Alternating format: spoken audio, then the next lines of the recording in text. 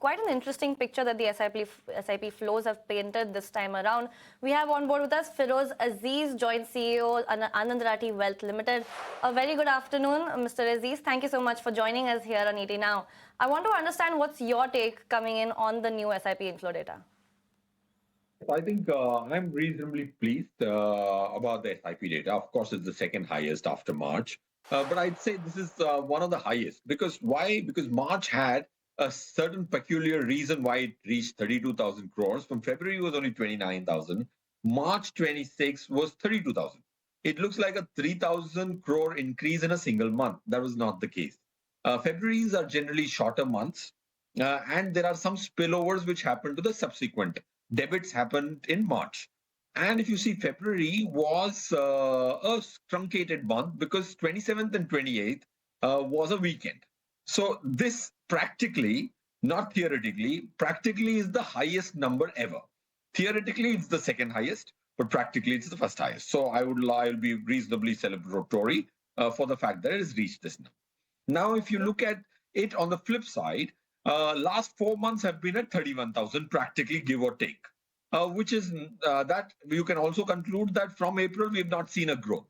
But having said which, we have not seen a growth in the sentiment or an improvement in the sentiment at all. Last 4 expiries, if you look at it, market has been exactly at 24,000, and this is the first expiry after in this financial year where we seem to have broken that range, and we are at 24,500. So sentiment hasn't improved.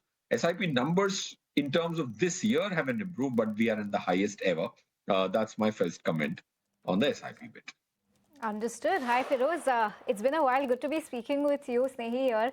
Just take us through your thoughts on the kind of numbers that we're seeing for the large cap fund outflow this time. That's really standing out because while mid cap and small cap have done well, large caps have seen an outflow this time around compared to an inflow in the previous month. Your thoughts on that? See, large cap, you can't decipher anything which is either very optimistic or pessimistic looking at the large cap category as such. Because large cap category is one thing where as a stock, if I want to participate in large cap, investor does not have just large cap as a category to participate in. He can participate in flexi cap and he would get a substantive portion of exposure in large cap. If he goes into multi cap, 45-50% is going to be in large cap. So large cap as a conventional straight-jacketed category is not something which most people participate in. Like in our model portfolio, the 14 scheme, there's only one large cap, which is Quant large cap, and the best so far this financial year. So I would look at the implied exposure in large cap. Since flexi cap has got 4,700 crores, gives me little calmness. I had already predicted that there will be 4 categories with negative this month, which is dividend yield, contra, ELSS, and large cap. The ones which were highest, surprisingly highest, I had also predicted only 6,500 for small cap. We are at 7,700, and mid cap is also above 6,000. So domestic guys are chasing performance a little more than I would want it to be. About 25-30% in 20%, 25% of the flow in small cap was okay. 35% of the total flow in small cap seems a little exaggerated. Okay.